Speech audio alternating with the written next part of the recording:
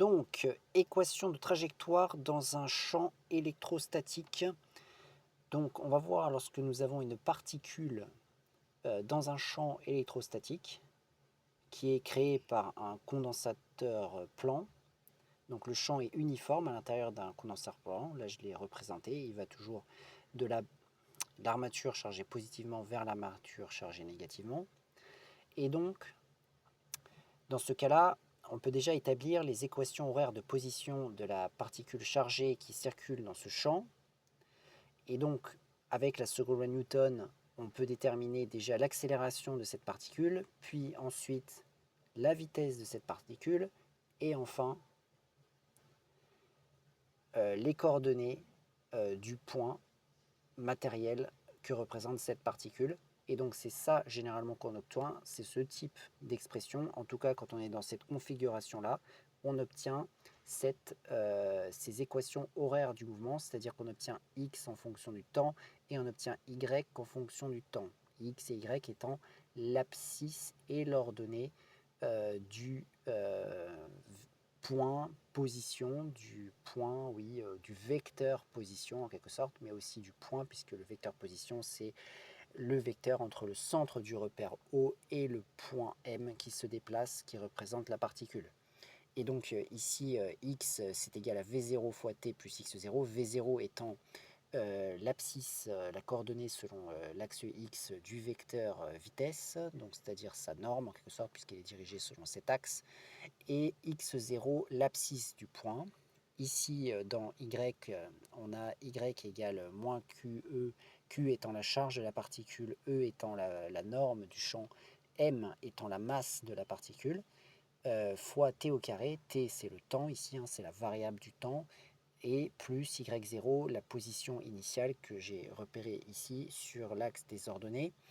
Voilà toute cette expression que l'on trouve en faisant déjà la seconde loi de Newton, l'accélération, puis les coordonnées vitesse en fonction du temps, et ensuite l'équation horaire de position qui est ici. Mais ici, ce que l'on veut, c'est déterminer l'équation de la trajectoire, c'est-à-dire exprimer y en fonction de x. Y en fonction de x. Donc, comme avant, comme on fait habituellement, quelle est la méthode à utiliser? C'est de exprimer t en fonction de x. Voilà, parce que bon, au niveau de x, t est exprimé sans carré, donc ça va être simple de l'isoler en quelque sorte. Donc on prend x égale v0t plus x0. Et par conséquent, on va isoler t. Donc on passe déjà x0 de l'autre côté, donc ça fait x moins x0 égale v0t. Et ensuite on passe le v0 de l'autre côté, on obtient t égale x moins x0 sur v0. Donc nous avons exprimé t en fonction de x, comme nous souhaitions le faire. Maintenant, il faut remplacer dans l'expression de y pour obtenir y en fonction de x. C'est-à-dire qu'on va remplacer le t qu'on vient de trouver ici dans l'expression de y qui est là-bas. Donc déjà, on va réécrire l'expression de y. Donc du coup, c'est y égale moins QE sur 2m t au carré. Donc ça c'est une constante qui multiplie la variable t. Donc je rappelle que t, c'est la variable ici, hein, c'est le temps. Et ce qui nous permet que si on remplace t par une certaine valeur, par exemple 1 pour une seconde, bah on trouvera l'abscisse et l'ordonnée du point. Donc on peut savoir à tout moment, à tout temps, à tout t, à quelle position, et on peut avoir les coordonnées du point M dans le plan, à tout temps. Donc je recopie l'expression de y en fonction de t. Voilà. Et maintenant, je vais remplacer le t par l'expression en fonction de x.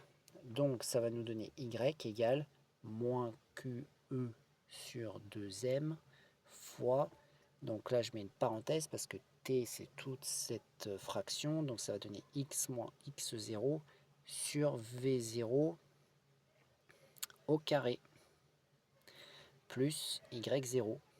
Voilà. Bon, là, j'ai exprimé y en fonction de x. Bon, on va réduire un petit peu.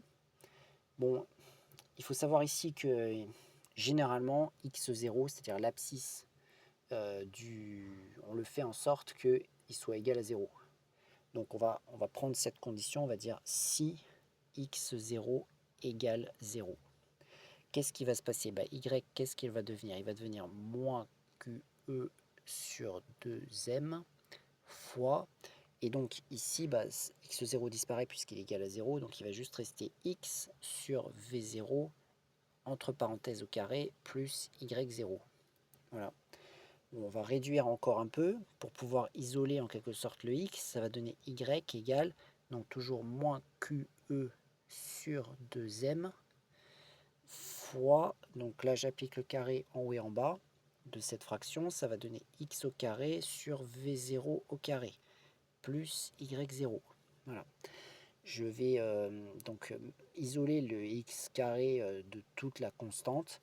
Ça va nous donner y égale moins QE sur 2m v0 au carré x carré plus y0. Voilà, donc là on remarque qu'on a bien une expression de la forme ax carré plus une constante. C'est une équation de parabole. Si Q est supérieur à 0, est supérieur à 0, le coefficient ici est négatif. Ce qui veut dire qu'on a une parabole d'équation y égale ax carré plus bx plus c avec a négatif, donc la parabole est orientée vers le bas, comme cela. C'est-à-dire que la trajectoire aura cette forme, parce que ça nous donne l'équation de la trajectoire. Si Q est positif, par contre, si Q est négatif, donc le coefficient ici va devenir positif, parce qu'une charge peut être positive ou négatif, hein, pour information. Donc par conséquent, le coefficient qui multiplie x carré va être positif. Donc du coup, la parabole va être orientée vers le haut. Tout dépend de la charge. Mais on remarque que c'est une équation de parabole. On a une trajectoire parabolique. Si je représente cette trajectoire, donc voilà, si on la représente, ce sera comme ça. Hop, une parabole, une trajectoire parabolique, une courbe qui va aller vers le bas.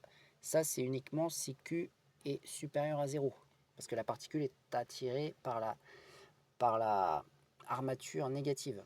Par contre, si Q est inférieur à 0, je veux dire, il va être attiré par l'armature positive. De toute façon, ça confirme que on est dans ce cas de figure, c'est-à-dire qu'une parabole orientée vers le haut, et donc on aura Q qui va être inférieur à 0. Voilà. Dans tous les cas, nous avons trouvé l'expression de y en fonction de x, nous avons trouvé l'équation de la trajectoire dans le cas d'une particule qui est dans un champ électrostatique uniforme créé par deux armatures, par un condensateur avec ces deux armatures, une positive et une négative.